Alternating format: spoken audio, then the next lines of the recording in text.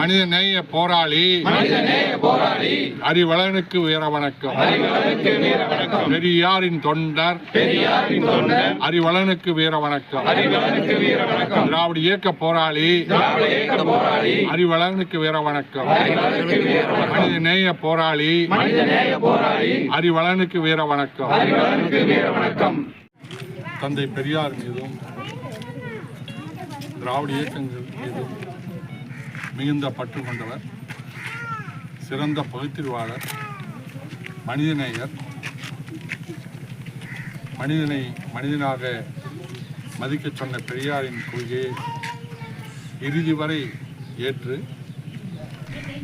தான் மட்டும் இல்லாமல் தன் குடும்பத்தையும் தன்னுடைய பிள்ளைகளையும் பெரியாரின் கொள்கை வழியிலே வளர்த்து ஒரு திராவிட இயக்க குடும்பமாகவே குடும்பத்தை சீராக சிறப்பாக வளர்த்து